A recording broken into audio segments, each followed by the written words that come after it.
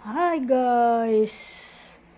Good morning po sa aking mga idol.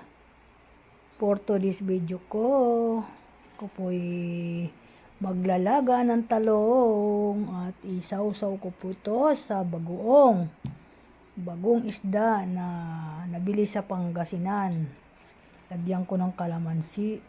Okay na po ako doon. Sarap na ng kain ko. Pag hindi ako ginaganahan kumain, ito po ang pampalasa ko.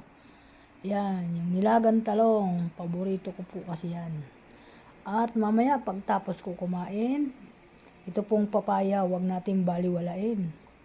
Ito po ay maganda. Sa bumili kayo ng gamot sa atin hindi pagdudumi, nahirapan tayo. Ito po ay maganda po ito pampalambot ng atin dumi. Gamot po ito. Hindi, wala na po ito yung chemical. Natural lang siyang gamot, yung papaya. Ito po yung kinakain ko. Kami dalawa mag-asawa, kaya hindi kami nahihirapan kasi matanda na kami. Mahirap na po matunawan, kagaya po yung aking asawa. Pag hindi siya natutunawan, sumasakit ang kanyang tiyan. Kaya ito na yung amin pampadumi. Sa pagbili tayo ng sundot ng atin mga puwit. Ang hirap ng ganun, ang pangit. Di ba po, bibili pa tayo ng gamot. Ito, hindi na may puno naman ako ng papaya. Nagpahinog na lang po ako. Kaya ito kinakain namin. Ayan po, ito naman po gagawin ko. Italong din po ito.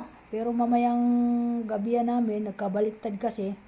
Gagawin kong torta yan. Ilalaga ko lang po yan. Yan. Gagawin kong tortang talong. Masarap po yan.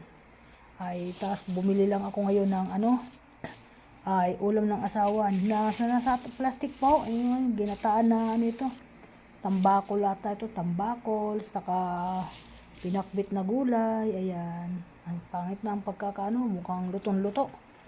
Ayan po. Ayan. Okay na po sa amin yan. Kasi dalawa lang kami. Tapos mayroon akong paiinitin na papaitan. Ayan. Nabili ko lang din po ito na sa bilihan ng mga ulam. Kasi natatamad na ako magluto. Ayan po. Ayan po mga idol. Okay po. Thank you po. Salamat po. Ngayong magtatanghalian tayo. Ingat-ingat po tayo lahat. Ayan. Ayan. Okay po. Thank you. Bye-bye.